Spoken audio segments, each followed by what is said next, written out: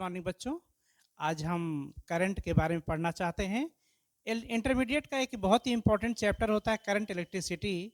इस चैप्टर में हम पढ़ते हैं कि करंट क्या है, करंट को कैसे डिफाइन करते हैं।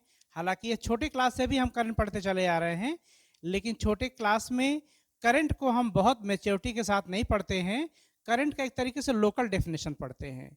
लेकिन आज हम इंटरमीडिएट के क्लास में आज हम पढ़ते हैं करंट का बिल्कुल रियल डेफिनेशन, जिसको आप कभी सुने भी नहीं होंगे और शायद कभी पढ़े भी नहीं होंगे। आज हम आपको पहली बार बताते हैं कि किस तरीके से करंट के रियल डेफिनेशन को हम जानते हैं। आज तक आप जनरली आप यही समझते हैं current equal to charge by time. इसको आप कैसे डिफाइन करते हैं?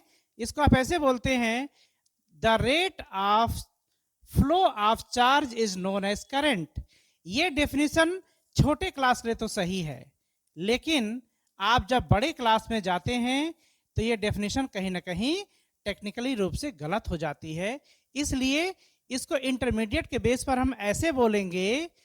आप देखिए यहां पर डेफिनेशन में लिखा हुआ हूं, the rate of charge flow from cross section area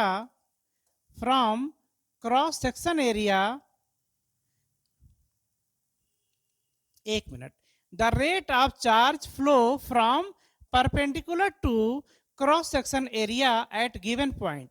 इसका मतलब ये है कि ये मेरा एक कंडक्टर वायर है।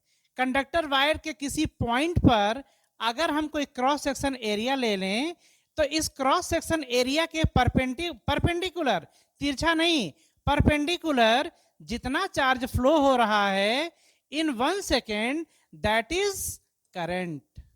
जब तक हम चार्ज, क्वांटिटी ऑफ चार्ज को एरिया के परपेंडिकुलर नहीं बोलेंगे, तब तक मेरा करंट का जो डेफिनेशन है वो सही नहीं हो सकता। जो आप पहले से जानते हैं उस पहले वाले फार्मूले में बस इतनी सी चेंजिंग करनी है कि the rate of flow of charge going through perpendicular to cross section area in per unit time, that is known as current. यानी कि पहले से आप जो जानते हैं उसी के साथ अगर perpendicular to cross section area आप ऐड कर देंगे तो आपका जो डेफिनेशन 100 रूप से करेक्ट हो जाएगा, क्लियर हो जाएगा। कहीं पर कोई माइक लाल उसे काट नहीं सकता है। इसलिए आप इस डेफिनेशन को देखें और इसी को आप लिख करके आए। Thank you students.